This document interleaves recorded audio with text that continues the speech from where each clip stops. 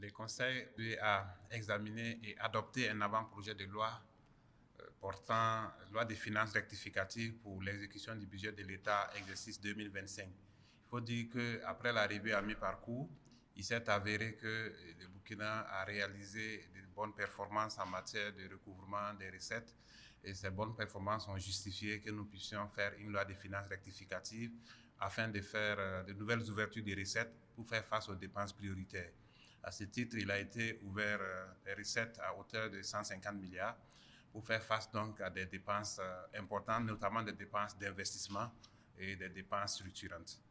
Et à côté, il faut dire qu'en tenant compte de cette nouvelle loi, le Burkina réduit sensiblement son déficit budgétaire en termes de prévision, qui est aujourd'hui à moins de 3%, alors que la norme est de 3%. Et en plus de ça, l'épargne budgétaire a été améliorée et également donc, tous les indicateurs en ce qui concerne donc, le budget ont été améliorés, ce qui montre que des efforts ont été fournis dans les 6 mois passés, mais il faut encore continuer des efforts pour mobiliser davantage de ressources afin de faire face aux dépenses prioritaires.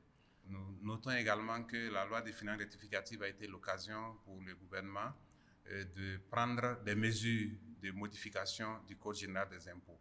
Parmi ces mesures, il y a une mesure qui consiste à faire en sorte d'exonérer les aliments poissons de TVA, parce qu'avec l'offensive agro-pastorale et halieutique, nous constatons que la pisciculture est en développement et il faut accompagner cette dynamique à travers donc, la maîtrise des coûts des aliments poissons. Donc cette exonération va permettre de baisser normalement les coûts des aliments poissons au profit des pisciculteurs. Et il a également été noté que, en ce qui concerne donc la gestion du foncier, des mesures importantes devraient être prises. Vous avez dû constater que le gouvernement a engagé une opération de contrôle des parcelles à Ouaga 2000.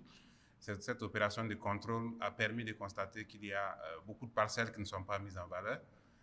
Un constat de mise en valeur a été fait sur le terrain et actuellement, le point qui a été fait, il ressort plusieurs parcelles non mises en valeur. Selon les textes actuels, en principe, toutes ces parcelles non mises en valeur doivent faire l'objet du retrait.